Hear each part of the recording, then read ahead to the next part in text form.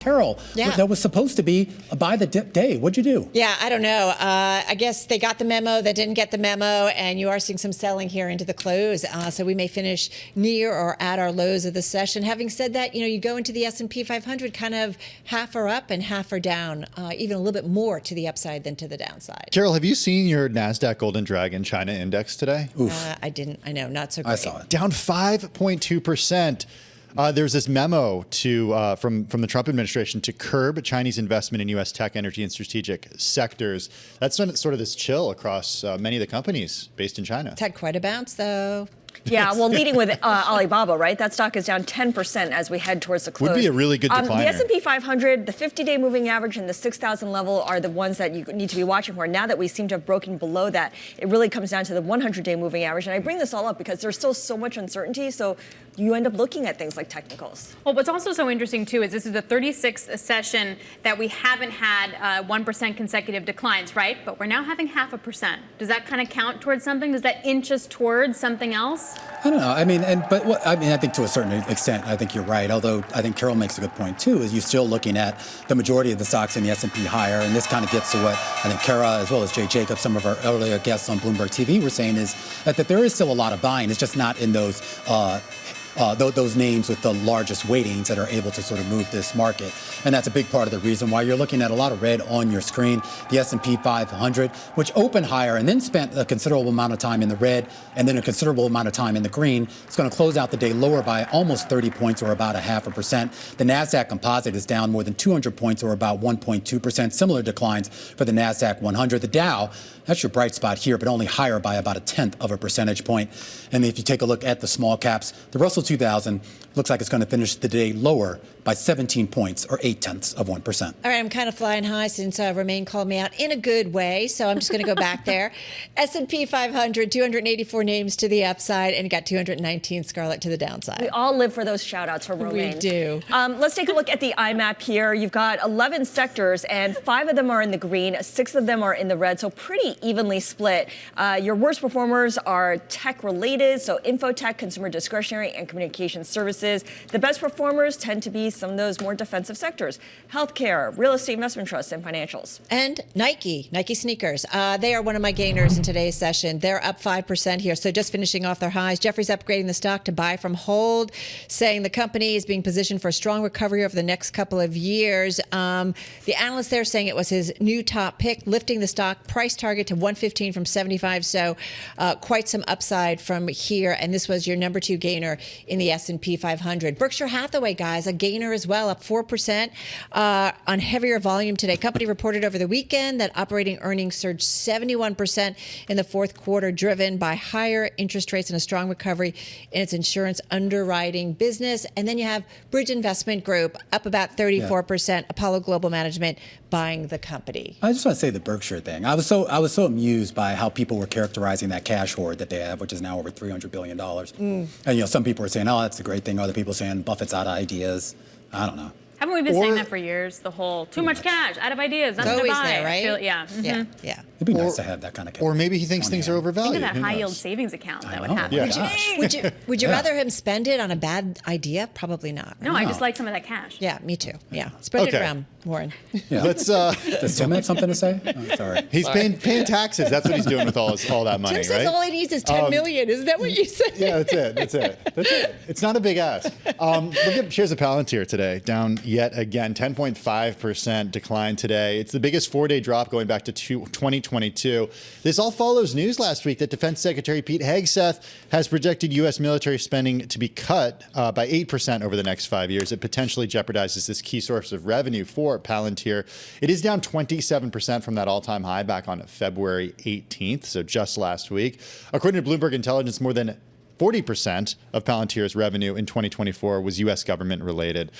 Certainly one to keep an eye on, as it's lost more than a quarter of its value in just 4 trading sessions. And we did see shares in power and electrical equipment companies fall today. Constellation Energy, among the biggest decliners on a percentage basis after Palantir in the S&P 500 today, down about 6%. This after TD Cowen noted that Microsoft had begun canceling leases for a substantial amount of data center capacity in the U.S. This coming from TD Cowen Cowen, we should note that Microsoft has voided leases in the U.S. totaling, quote, a couple of hundred megawatts of capacity. It's the equivalent of roughly 2 data centers. TD Cowen wrote in a note on Friday citing channel checks or inquiries with supply chain providers. And then Scarlet giving a little bit of preview for my final decliner. Alibaba ADR is falling by 10.2% today. Biggest fall going back to October of 2022. President Trump's latest executive order deepened investor concern over the economic showdown between the U.S. and China. It has to do with CFIUS. Trump directed CFIUS to limit Chinese spending on tech and other strategic U.S. sectors. All right, guys, I'm taking a look at the bond market. You saw buying pretty much across the curve. The 2-year yield was down by about 2 to 3 basis points. And I say that because we had a 2-year auction that basically you saw mostly indirect bidders show up. Domestic demand really feel like they just did not show up. Tomorrow we get $70 billion in 5-year, and then you get $44 billion in 7-year. So more to come on the bond front. All right, guys, we've got a New York City focus here for some of the stories that have caught our attention. This one has to do with billionaire Ken Griffin. You know him well, right? We talk about him. He's moved his company down to Florida, but he's actually been adding to his New York real estate holdings, in this one in an iconic building that used to be home to Vera Wang or Jackie Onassis. We're talking about 740 Park. Yeah, you might have heard that Julia Koch, the widow of the billionaire industrialist David Koch, sold a unit at the building for $45 million. The guy behind it, Ken Griffin, that's according to people familiar with the situation cited by the Wall Street Journal. The Kochs paid about $17 million for this pre-war unit back in 2004.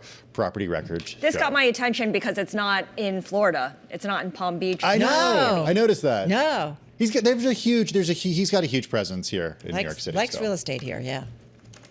We are getting some earnings. Sorry to break it up here, but we are getting some earnings. It's not a Hims and Hers, of course. This is the telehealth company. It looks like a beat on some of the key metrics here, with orders in the most recent quarter up to about 2.8 million.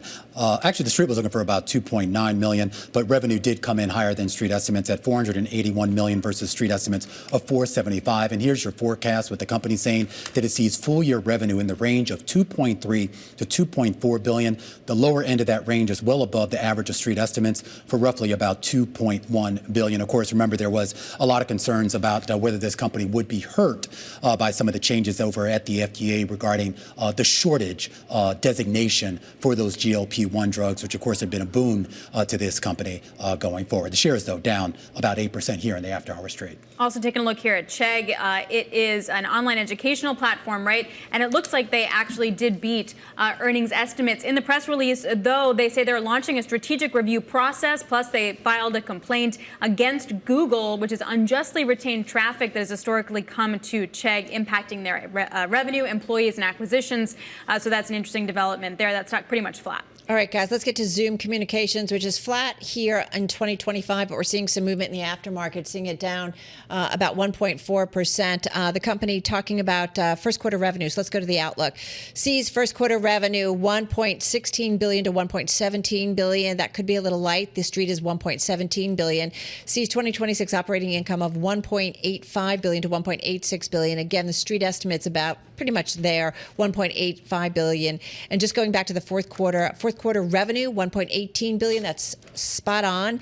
And fourth quarter adjusted EPS, $1.41, and that's 10 cents better than what the street was expecting. But again, we're seeing maybe some disappointment, some concern potentially about the outlook there. Stock just down about 1.4% after market. All right, just want to go back to Hims for a moment. We saw the stock moving down in after-hours trading, and one reason could be because gross margin was 77% in the quarter. Analysts were looking somewhere north of 78%. So the stock currently extending its losses down to 11% right now. Also, you have net orders coming in below analyst estimates, 2.81 million. Analysts were looking for 2.9 million. All right, Scarlet, Hims and Hers down about 12% here in the aftermarket, so taking quite a beating. All right, guys, that's a wrap. Our cross-platform radio, TV, YouTube, Bloomberg Originals. Alix, I know you're heading out. Scarlett's hanging around with Romaine. Continue on television. Tim and I continue on Business Week right here on Bloomberg Radio. We'll see you again, same time, same place tomorrow.